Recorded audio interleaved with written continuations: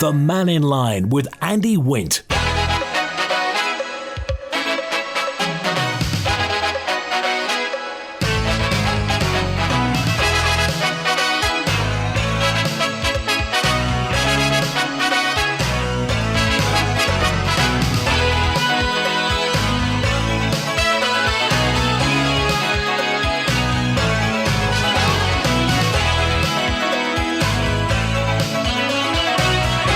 Michelle Haywood MHK is on Mannin Line today. Russian MHK, of course, elected in 2021. And until recently was the Minister at the Department of Infrastructure. So, anything you want to chat about, whether it's about the South, politics in general, and in particular...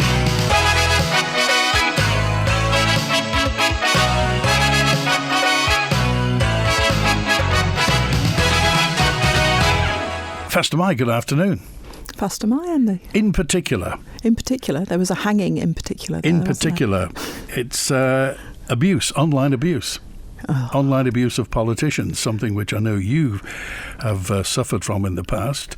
And you talked about the fact that when your family's brought into it and it's on personal pages and what have you, what are we going to do about this? Because this online abuse and certainly social media interaction doesn't seem to be dissipating. No, the island has a real love affair with Facebook. I think it's used far more here than it is in neighbouring jurisdictions. And there is a complete sort of communications sort of culture almost that runs through that. I don't know how you persuade people that their interaction should be honest and genuine and respectful.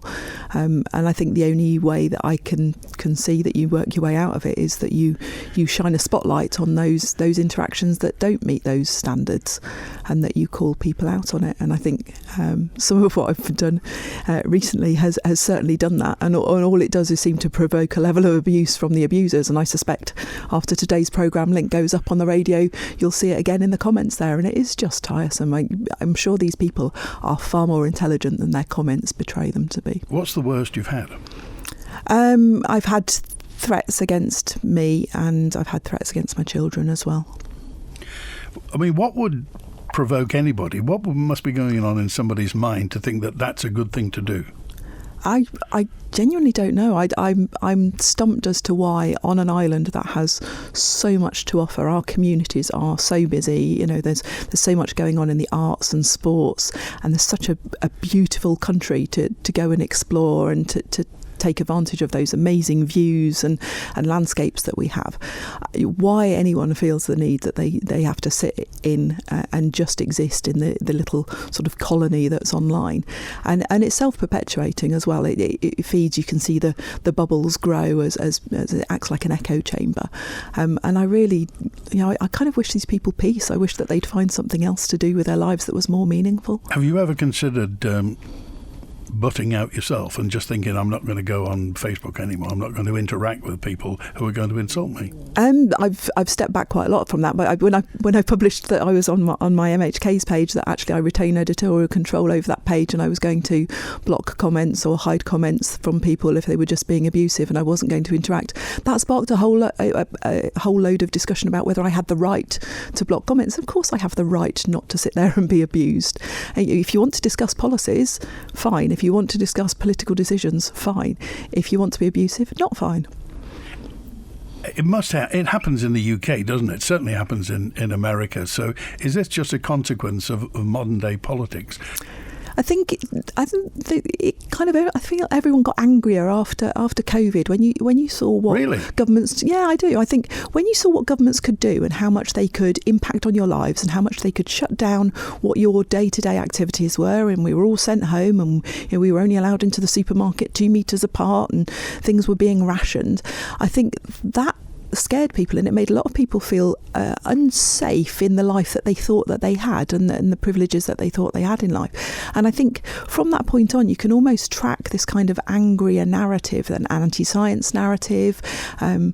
Certainly, the right-wing arguments that are playing out in the UK, and trying to refocus and blame everything on immigrants, as though that's the kind of the solution to everything is to fix an immigrant problem that probably doesn't exist because you've kind of created it rather than it being a genuine problem. And I think that narrative has kind of built. We see an angrier sort of community almost. But I'm interested because Kurt Rusen has recently published a book, and he actually includes in that 51% of accounts on Facebook are actually bots. They're fake accounts. So less than half those interactions are likely to be real people. And he puts forward the idea that you only need about 3% of comments on Facebook to be against something. And it can look like, because of the influence of bots, which obviously drives the algorithms, it drives clicks.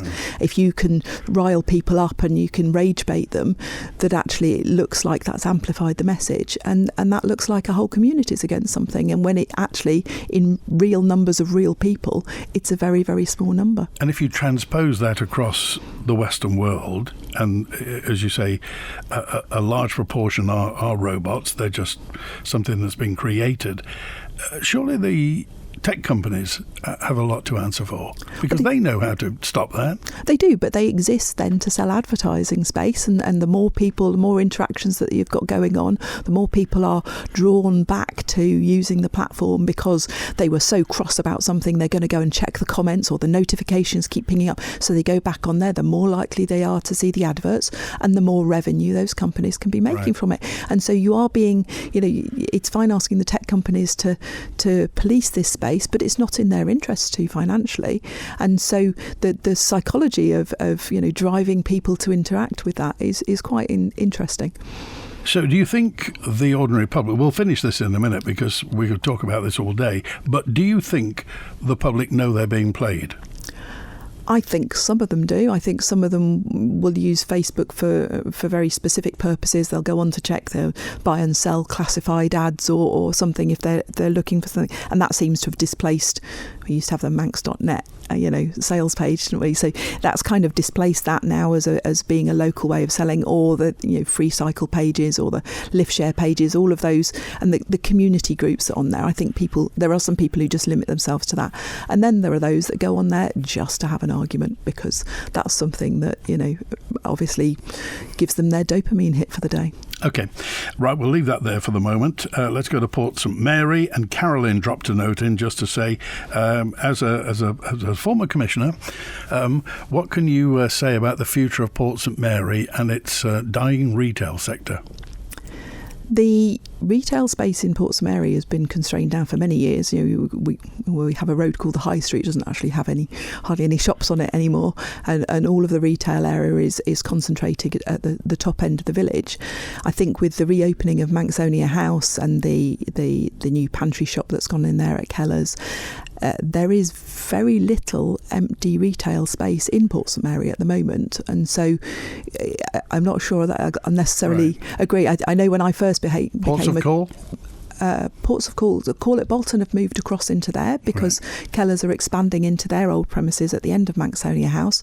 I think there might be a couple of the smaller units at the back that are empty, but actually when I became a commissioner, almost half those shop units were empty, and it goes back 10 years or so.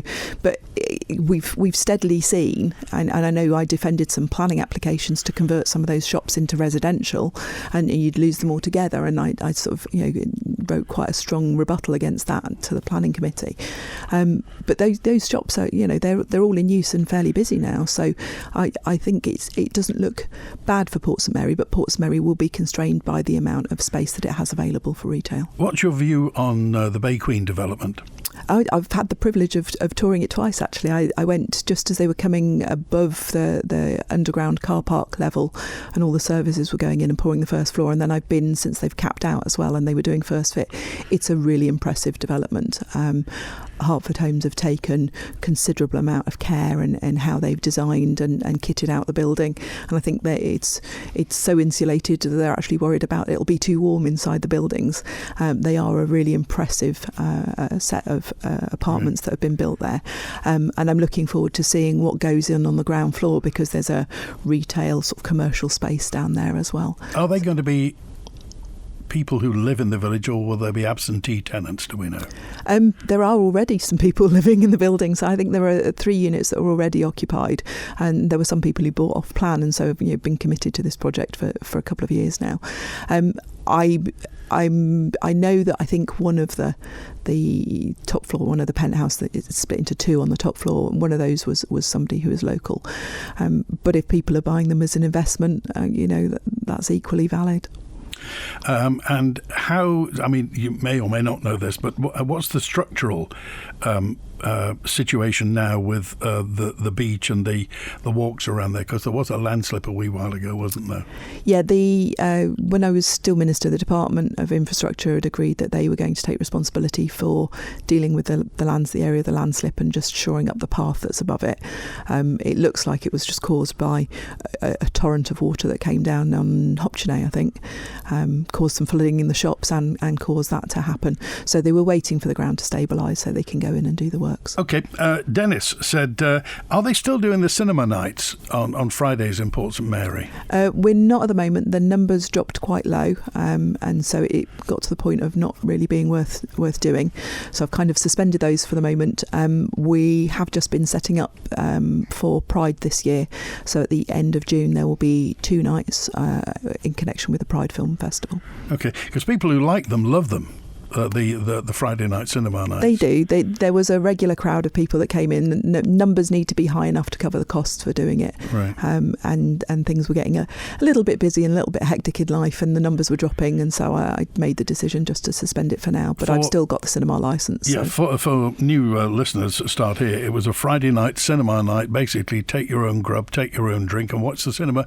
And it was a communal thing for Port St Mary. Yeah, it was. It was really popular for some of the nights we ran, and then some of the nights just didn't seem to get the traction, and so you need a certain amount to cover the cost of showing the film and the cost of hiring the hall, and then it was raising funds that way, and some of the nights that weren't so popular you ended up sort of cross-subsidising them. Right. So at the moment it's suspended. What was the most popular one? Rocky Horror Picture Show. Are you coming in an outfit next time? I think we're showing it in June, so if you'd like to dress up, it's on a Saturday night one. Anyway, here's a message in. This is from let me see here. I would have called, but I'm stuck in Manchester after my EasyJet flight this morning was delayed by almost an hour and I missed my connection. The delay was due to air traffic control again. I'm not the only one affected. Perhaps you could ask the ex-minister, is there any possibility of the airport maintaining a competent service anymore? How was there such a failure to look at succession planning? Frustrating, embarrassing, and not to mention the stress and inconvenience and expense caused by a failure of the airport to plan ahead. I can only sympathise with people travelling with children and business travels trying to meet a deadline. I feel that I should be compensated by the airport as it was entirely the airport's fault. Does she agree? I don't know what the circumstances are for this morning, and I'm not in a position to ask about those. I do know that airlines often say it's air traffic control when it's nothing to do with air traffic control. So I think you probably would need to write to the airport and ask them about the specific circumstances. But I do agree with your caller that the failure to do succession planning, but that goes back to COVID times again. When the airlines all stopped operating and everyone was sent home, a lot of people left the industry and left the sector, and then it's taken a long time to build back up to those levels again.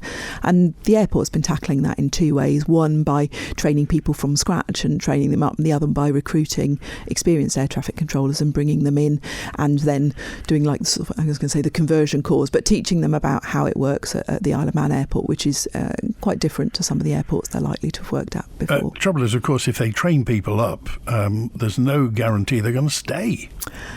No, well, there's no guarantee unless you make it the culture that they want to stay in. Yeah. And quite a few of the people that have been trained up were local people anyway, so I think they're committed to being here on the island and to supporting the island's needs.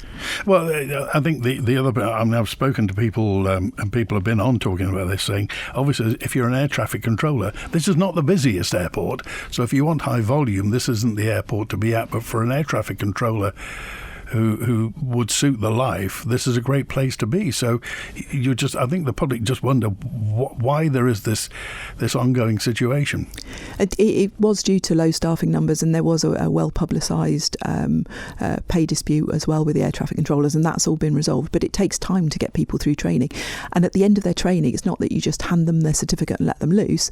There's an exam that they need to pass as well. So you need to get people through that pipeline, and the airport has been steadily steadily working back to being fully staffed. But as I say, I genuinely don't know whether it was a genuine air traffic control problem this morning. There are still a limited number of publicised closures that the airlines will know about and have to work around. But I know of examples where you've had a late running flight into the island, which means it's trying to land at a point when they know the airport is already closed, but they'll blame it on that, even though it was baggage handling at their departure airport that caused the issue. So it's always really hard to unpick this, and I'm afraid that it's not in the airlines' interest to necessarily publicise that they may have not managed to make their flight time in.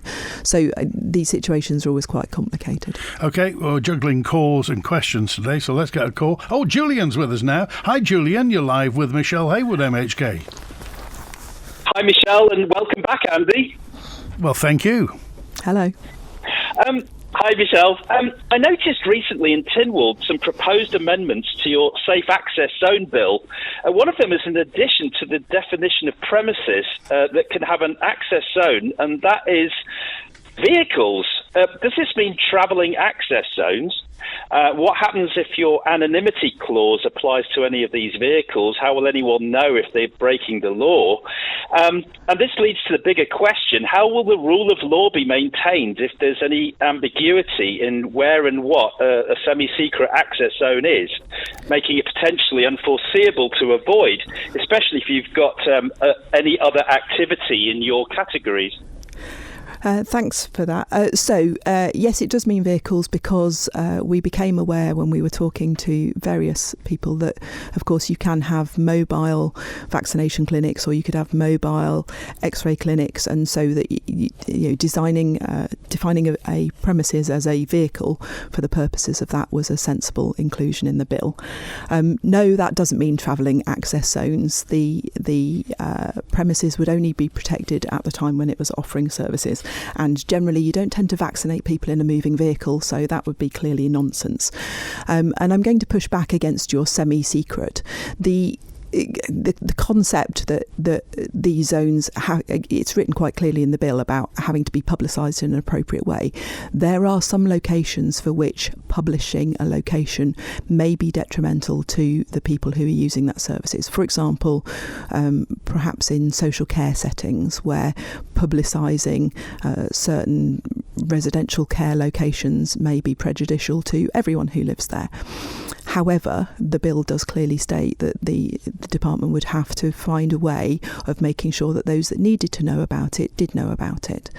And the first step in any issue that happens around those is actually just a warning.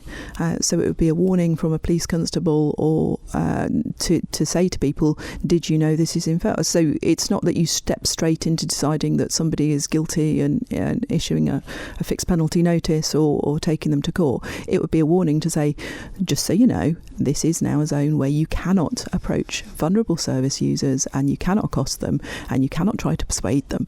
And I think that's right. I genuinely believe that people have the right to access services without being accosted. And exactly the same provisions exist already in the Abortion Reform Act. Okay. Briefly, if you would, Julian, what are your misgivings? Well, yeah, I mean, I think you've just highlighted my point. I mean, your Section 13, paragraph 3A says the department must publish a list in such a way as appears to the department to be appropriate to maintain the anonymity of any protected premises. So this is my point. If there's an anonymity aspect to this, won't this also put a lot of extra pressure on the police and be potentially divisive between them and the public?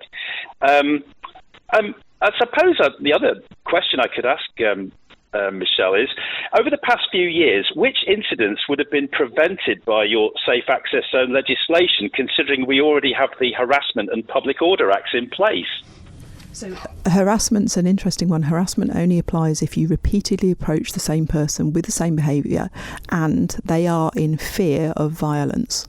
And I know from experience, I've been visiting one of the scientific companies on the island when staff were being harassed in the car park as they arrived to work, and it was causing considerable distress. And I spoke to the staff at the time, and they said, this happens periodically, never targets the same person, generally the same same arguments, but from the moment I park the car, there I am being shouted at and abused until I can get in the door of the building. And there were members of staff who decided to leave employment with that company rather than carry on facing that as you go into work each morning. And that is just not acceptable behaviour. So whichever way you cut it, I'm not going to try and find something that defends people who will do that sort of behaviour. If you are engaged in a legal activity, if you are providing services that are legal services to provide, and you have service users or staff involved with those services, then you have a right to go into those services without being accosted. OK, Julian, thanks for calling today. Thanks very much. Cheers. OK, now, Katrina Baptist, this Peel Town Commissioner, has raised serious concerns about governance and transparency within local authorities. And I'm trying to remember, was it Clause 5, when we were talking about Clause 5 and the famous corruption quote that came out? When I said there was a potential for corruption within local authorities. So that's not particularly around Clause 5. So the entire of the Local Government Amendments Act has a number of different sections that it's amending. One of those sections is particularly around declarations of members' interests and officers' declarations of interest as well. Right. So this doesn't just apply to elected members, but it would also apply to those that are employed as clerks or deputy clerks or finance officers, that they would have to specify when either they or somebody who was closely related to them had a financial interest in matters. Do you read anything into what's happening in Peel, what you've heard? Peel I know I had discussions with the chair of Peel as we got the Local Government Amendments Act back into play and we're starting to try and get it through the legislative process. And I had a long conversation with the chair at the time, and he was objecting to the idea that they would have to publish minutes or they'd have to publish accounts, and that those things were available but just to Peel ratepayers. And my view then, and it's still the same, was that actually, no, those things should just be public information anyway. We were charged back with, but that's the sort of rules that apply to really large councils across in England. And the rationale for it here is that all of our local authorities are rate-raising bodies. They impose a tax on you that you have no ability to argue. Once they've decided what the rates level is for the year, that's your bill that you're getting. And so if you have tax-raising powers like that, then you also have to have some responsibility for publishing your accounts and publishing your minutes and your decisions, and for ensuring that those are all taken in an open and transparent way, so that there can be no suspicion on behalf of your communities that somebody got a backhander or somebody awarded the contract to their cousin or whatever it was. All of those bits are really, really important for good governance. So I know Peel was one of the ones that pushed back against having to publish information, and the amendments that are coming through will actually require them to do so, and I think that's absolutely right. I mean, as I say, Katrina Baptist is the one who's just saying minutes are inaccurate, communication's poor, and some decisions aren't being properly recorded. How can that happen? Well, I think I could go back to my own experience when I was in Portsmouth area, and we had a very similar experience where I was writing my own notes during meetings, because when the minutes eventually appeared, and it would be just before the next month's meetings when people's memories are starting to fade, we'd spend sometimes nearly an hour and a half going through correcting the minutes of the previous meeting to try and get things right. And I think there is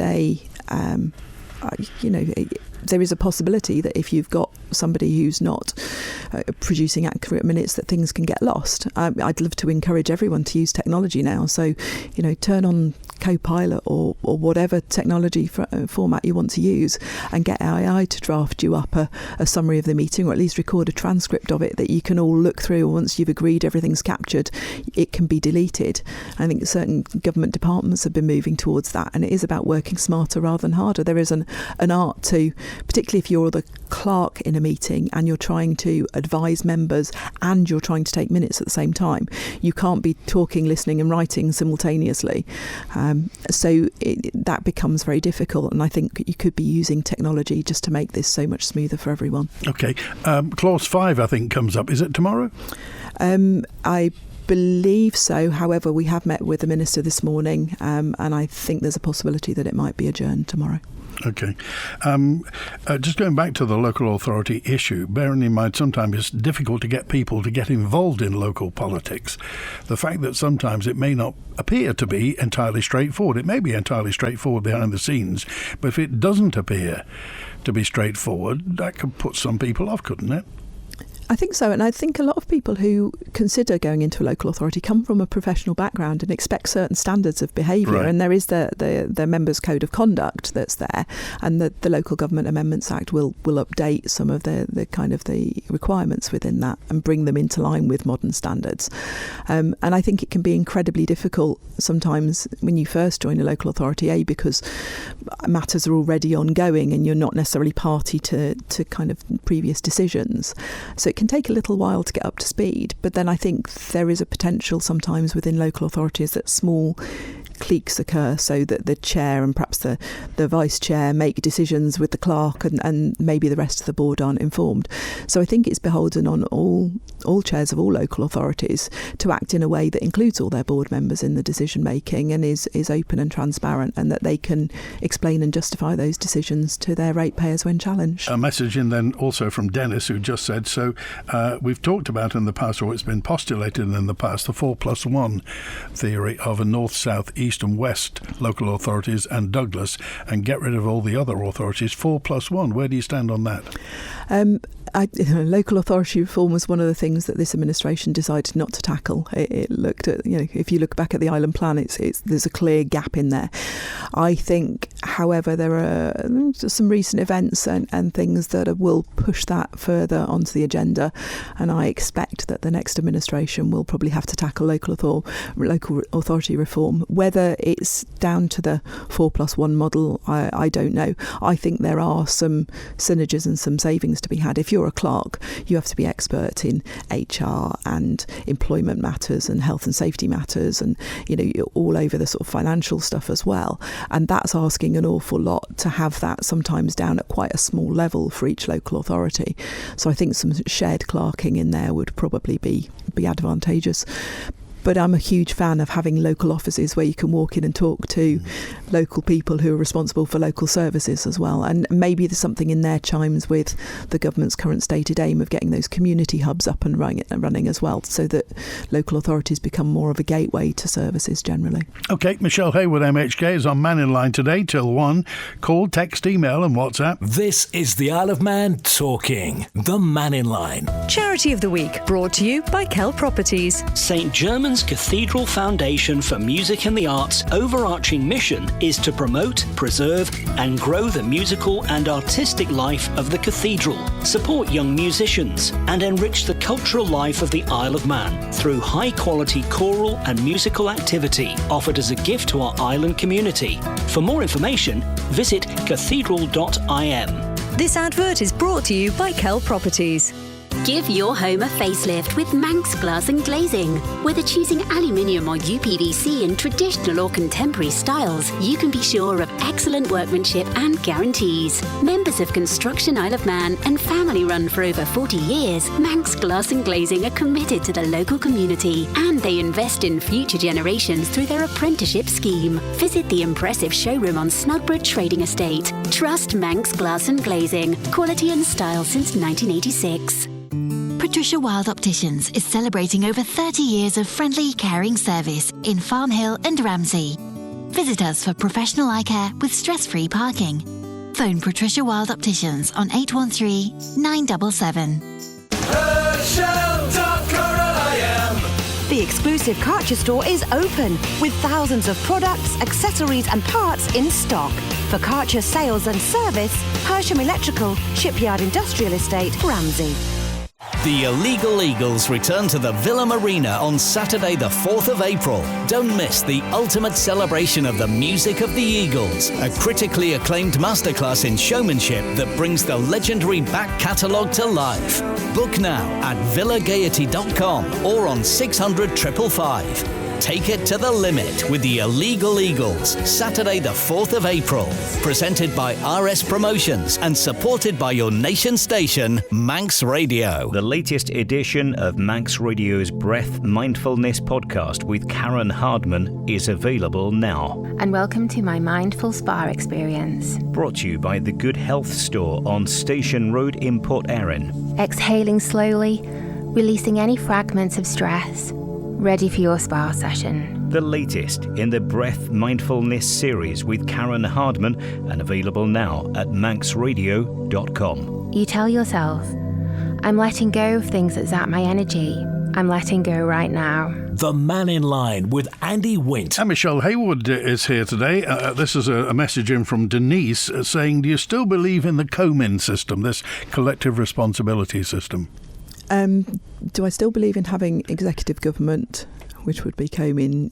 Yes, I think that's probably the only way that you can do it in the size of legislature that we have. Collective responsibility is always going to be necessary as part of that, because it would be almost impossible to do anything unless you had an agreed government position on moving things through. So I think it, as it's set up, that's probably about the best it can be. Do I still believe in it? I haven't investigated what the alternatives might be, but if you only elect 24 members and you take out one to be speaker and you only have 23 left, there's a really small executive that you can select from that. And so I think possibly the number of departments is about right. You couldn't make it much larger than that, or half the House of Keys would be on the Council of Ministers, which would mean everything that there was decided there rather than on the floor of Keys. OK, Erin dropped a note in just to say, before the last election, I think, and during the last election, people were talking about rationalising the DOI, but it doesn't seem to happen. Having had experience within DOI, I mean, it's an enormous department, which, I'm sure it does have good news coming out of it, but it tends to get swamped by the bad news. It's an enormous department, probably with a bit of a communications problem. So I think if you look at DOI, there were attempts made to reform it, and everyone says rationalising it like it's just cut headcount. But cutting headcount doesn't account for the services that the DOI still needs to deliver. And the DOI did go out to look and say, well, what can transfer where? So, for example, you've seen port security is transferred to the Department of Home Affairs and Justice. It's gone into the police force. That's moved. Patient transport is moving back to Manx Care to take over. But if you start going through everything else that the DOI does, in order to cut headcount, if that's the intention, you have to cut something. Yeah. Now, the government is working on the One Government Estate project, which will take out the management of the government estates and will take out about 200 staff from the DOI. So the DOI's got smaller, but those staff will still exist within government. They will just exist probably with a statutory board model, which I think is where that's going to go. And so they, they're kind of, it's not that they're not headcount, but those functions have got to move elsewhere. Right. I mean, things like the buses. I mean, the buses used to be, when we had a Ministry of Tourism, the buses used to be in tourism. It all got amalgamated. Tourism went off into economic development and just only appears now as Visit Isle of Man. And obviously now DOI has been lumbered with the buses. And does anybody know what's going to happen with the buses? Because nobody seems... We know that the unions are on one side and the department's on the other side, and the public are in the middle, licking their fingers and sticking them in the air, wondering when there's going to be a bus. Can you see any way through this? I'm going to express I have a lot of sympathy with the bus drivers in this one, and I know, I mean, this had started in my time as minister, and I know some of the early offers that were on the table to them, but staff matters are mostly dealt with by officers, not at ministerial level. Right. So the politicians don't tend to get directly involved in it, and given that I'm not an industrial relations trained negotiator, probably with good reason that politicians don't get involved in those discussions. But I do have some sympathy with the bus drivers, because we are asking them to do shifts that sometimes start at sort of 4:30, 5 o'clock in the morning, and sometimes involve them not finishing until the early hours. They don't get notified about their shifts very far in advance. And equally, I've got some sympathy with the the department, because paying people weekly is just such an archaic practice, and it costs money to keep running payroll counts weekly, and so shifting that to a monthly payment system would be far more sensible for everyone. I genuinely believe, although the bus drivers are aligned to the PSE pay grades, they're not on exactly the same terms and conditions, and to a certain extent it's probably unaffordable for them to be on the same terms and conditions, because the PSE grades are set out essentially around office workers, on a sort of 9 to 5 contract. And so once you start getting outside of those hours, it starts getting really expensive. But I do think there has to be some sort of uplift that says, if you're working after 9 o'clock or 10 o'clock at night, or if you're having to come in before 7 o'clock in the morning, or if you're having to do evenings, that there should be some uplift that goes with that. Now that means it costs money, but in fairness, government found money when the doctors had an 8% pay rise, and those doctors' salaries and that 8% pay rise was far more expensive than it would be to go back to Treasury and say, actually, this is what fair and reasonable looks like from our side, with an uplift for those unsociable hours. I think it's really hard for anyone who works in any of our service sectors, whether it's hospitality or it's driving buses or it's the tourism industry, is that you will always be called on to work what are antisocial hours, and that will mean that you miss family events occasionally, and that you can't have control over your working day in the way that you would like to. And I think in all of those cases that actually people deserve a little bit of recognition from that in their pay. And what do you think the public are thinking about all this? I've been speaking to my constituents this weekend, and they're utterly miserable about not having a bus service. I think one of the things that if you compare us to other jurisdictions, we know is our bus service is absolutely superb. The frequency of buses, the standard of buses, the fact that the fleet is so new, although we've just got 3 buses that are painted in the old colours, but the fleet is the fleet is well maintained, they're reliable. All of that is really, really appreciated, and it's a service that is subvented by government. Half the cost of running the buses is actually paid for out of taxes. Would it help if the public had more detail? Because all the public here at the moment, the cookie dropped this message in just to say, all we ever hear is, his words, that woman from the union saying that pay and conditions need improving, and then we hear the government saying that talks are ongoing and we haven't reached a deal yet. It's standard government policy that when you're in a negotiation, you do the negotiations in the room or in the neighbouring room if that's how it's being managed, rather than trying to do it through the media. The unions involved obviously want to publicise what they're doing, but it doesn't necessarily suit a negotiating stance to keep putting things on the radio. So, rather than doing interviews, I'd kind of encourage them to get in the room and sort it out. And I think there needs to be a what does good look like, and even if the minister has to turn around and go back to the Treasury Minister, who did actually say there is contingency funding that could be applied for, and that was exactly how the doctor's pay rise was funded. So I think perhaps it's time for the minister to say, okay, what does it look like? What do we need to give our bus drivers so they feel like they are truly valued members of the DOI staff, and they feel like they're getting adequate reimbursement for their services?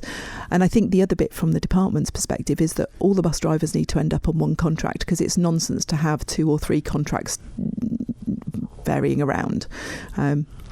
You need to get everyone on the one contract so you know exactly what you're dealing with all the time, and that needs to be fair and reasonable. Okay, non-attributable, completely unscientific. Is the strike going to be over before TT, do you think?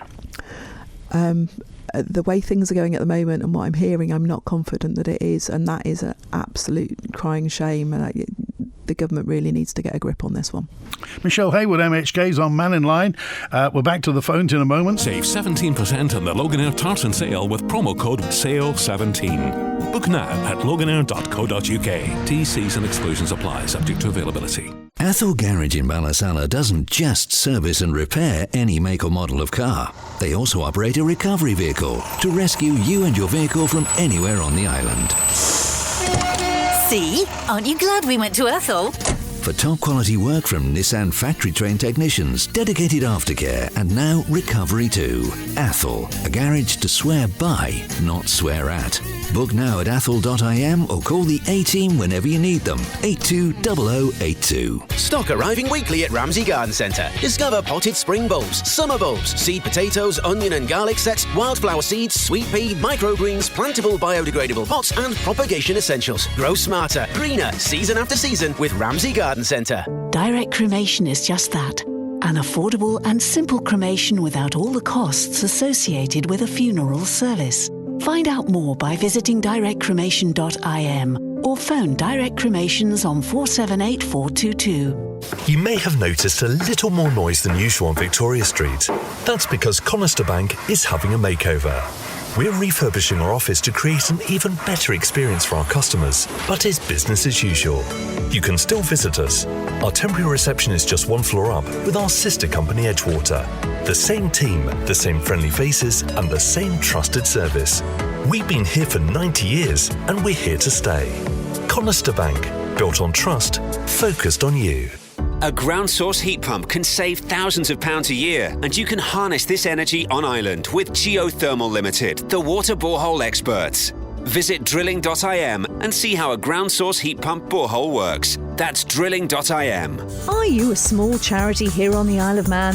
Are you looking for volunteers, hoping to raise awareness and chasing those crucial pounds and pennies to support your work? Well, Manx Radio can help.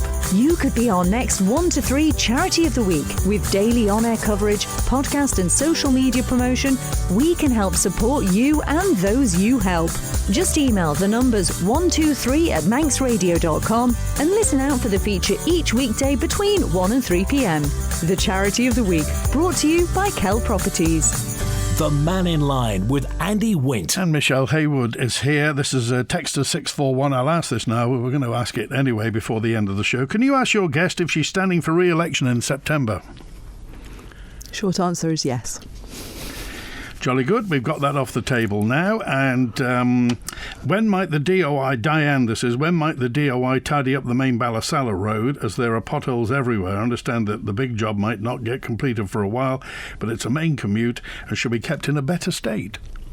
Not sure which Ballasalla road we're talking about. The one past the airport? Is it the one that we talked about last time with the collapsing bridge? Where's the collapsing bridge? Just by Santon, isn't it? Oh, the Santon Road. So the scheme for that was drawn up a couple of years ago, I think, well before I was minister. It would involve, and people can consider this now, so it would involve shutting the road off for 6 months. It is too narrow to have the road being worked on whilst there is traffic flow past it, so there's no traffic lights option.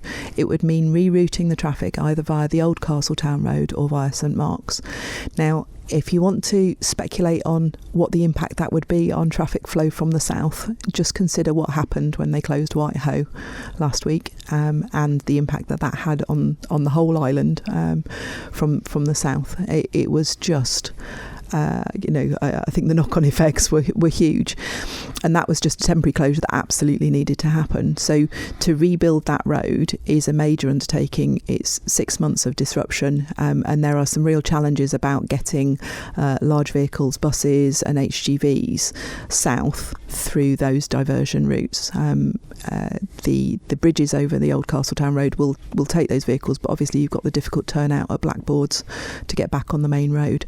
So I think that's a scheme that is somewhere behind the Balthane roundabout being finished and the Balthane bypass, but it is on the horizon that it needs to be done. And at the same time as that's done, the railway bridge will be tackled as well, but it will be a major disruption for the island. Okay, and talking of the Balthane roundabout, as far as I know, work is ongoing to deliver on that, but I haven't seen any updates on when that's likely to start. Okay, and this is it Darryl, who just said, when is the building starting on the old Marine Biological Station in Port Erin? Has that been approved? They got planning permission for it, yes, and the height of the building had to be reduced slightly to allow for the fact that fulmars nest on the cliff behind, and so the building had to be lowered slightly. I don't know that there's any start date for being on site yet. What's it going to be? Apartments? It's apartments, yeah. How many? I don't remember actually. It was quite a few blocks, so it runs from where the old red brick building was, which had the library in it. It runs down the full length of the site, so it was quite a few numbers, and cafes I think underneath. Okay, well, let's get to the phones, and somebody wants to chat with you now, to Michelle Haywood. Eric, Faster Mike, good afternoon. Hi, how are you doing, all right? Good, thanks. Hello, Eric. Yeah, I just wanted to say thank you for being the first minister in 6 years to bother to do something about the buses and mobility scooters, which is working well now, and which should have been 6 years ago, but thank you for doing it. Oh, Eric, I don't want you to take too much of this, but I was thinking about you this morning as I remembered I was on the show, and I was thinking, I wonder how Eric's doing. Have you managed to get to the NSC yet? No, I'm waiting. There's a waiting list for the disabled part. I'm waiting for that. But I'm using the bus 3 or 4 times in the week now. And last week I had an appointment in the Old Nobles, an appointment in New Nobles, and managed that going from Ramsey to Douglas on the bus, then to the Old Nobles, then got the bus up to New Nobles, and then got the bus back home again. Marvellous. So you've been testing out all the routes, have you? Oh, yeah. I'll be doing a bit more when it gets warmer as well. Fantastic. I am so glad to hear that, and I'm so pleased that I was able to help get that over the line for you. Yeah, well, you were the first one for 6 years. All right. Well, you have to apologise now, you see. You kept dismissing all the DOI ministers as useless. At least one of them wasn't. Okay. All right. Thanks, Eric. Yeah, it's good to hear from you. What did you have to do to get that through, Michelle Haywood? Stamp my tie 7 feet, and there seemed to be just a series of excuses as to why it couldn't happen. And to be fair to the people running the buses, there were lots of things on their plate. There was the bubbling away in the background about potential of industrial action. There were all sorts of challenges over new buses coming in and maintenance and recruiting people to do various essential tasks within the bus setup. So management wasn't not doing its job, but equally adding extra things into there just seemed to be a little step too far. So I pushed quite hard, and as well Joni Farragher was in buses, and she was pushing hard for it, and so we ended up kind of setting deadlines and insisting it should happen. Okay, Juan, you're live with Michelle Haywood. Hi, Juan. Welcome back, Andy. Hi, Michelle. How are you? Hello, Juan. I'm fine. How are you? I'm very good, thank you. Just a couple of comments there. I agree with you with your bits and pieces on COVID and how that changed people's thoughts and reactions since that's happened. I totally agree with you on that. And there's a definite divide on how people look at government after what happened there. Just a little tiny thing there. You talked about the lowering the height on the hotel at the biological station at Port Airy, and that's quite interesting considering the big monstrosity that's going to go up in Douglas. So there's just a little quick point that was on that one. It was only by 1 floor. I think they proposed 5 floors, and they've been asked to drop it to 4 just to allow the fulmars a clear kind of access route to their nesting site. So it wasn't a big thing, but that's why things go through planning and get an environmental impact assessment, is so those adjustments can be made. Yeah, interesting that the Douglas one went ahead the size of that. But anyway, that's not what I came on for. And talking about the, you spoke with Julian before about the access bill, the safe access bill. And of course there was a few onerous sections in that, the premises definition, protected premises, and bits like that, which we've spoke about for probably 12 months now. It seemed to be from what you said there to Julian that vaccination hubs are going to be covered in that, but obviously we can't talk about anything medical on this show anymore after last week's spat, I believe. But I'd just like to ask you, on of course the access zone bill, you're the person that put this forward. Was this totally your idea to put this forward, or was this brought to you by one of your members of the department at the time? And if it was your idea, you've read it through fully and agreed with everything at the time? So the origins of the bill came from partly from the experience I spoke about earlier of going and visiting a scientific establishment, but also from discussions that I'd had with people when I was a member of the Department of Health and Social Care. And it just seemed to me to be almost slightly paradoxical that we'd protected people who would access abortion services. Quite clearly, there's several clauses in the Abortion Reform Act around protecting access to those services, that we didn't offer the same protection to other services, even though they were legal and legitimately applied. Added to which, I've had parents approaching me about their children being accosted on the way into schools when they're going in for vaccinations. Those vaccinations are safe and legal, and you are right that we are not going to discuss the validity of that, because it's scientific fact, and neither of us are here to give out medical advice. But if my contention is that if services are being provided which are legally being provided, then anyone who's seeking to use those services should have the right to do so without being accosted, interfered with, approached, lobbied, or given any information at all about it. The information should come from the service provider to the person using the service or their parents, for them to make an informed judgment. All right, final word, Jewel. Just about out of time. Just a brief final word. Absolutely. So briefly, just back to my point, was it your idea to bring this through in its entirety, or was that a copy and paste legislation that's happening in the UK? Okay. No, it's a private member's bill. So this was me initially working from the Abortion Reform Act, and then I've had a look at other jurisdictions have started to look at similar approaches to having the protection around abortion clinics. Haven't extended it yet to other facilities, but there are stories from across other similar jurisdictions where there have been problems around those other facilities. So it's a private member's bill, and it came from me. Okay. I want to get this in at the end. Nicholas said you're on the Select Committee for Tobacco and Nicotine Products. Yep. Has the problem of youth vaping got out of control, do you think? I'm just working on the final draft of the report to come back from that committee to the House of Keys, which has some recommendations for changes in legislation to come. It doesn't specifically address vapes, but it might address controlling nicotine-containing substances in the future. Okay. Well, you heard it. Candidate for the constituency of Russian this coming September, Michelle Haywood has been with us, and thanks for being with us today. It's good to see you. Thank you very much, Andy. All the very best. That's it. Remember, on Friday, David Ashford is here, Cabinet Minister. We're open line tomorrow. WINT.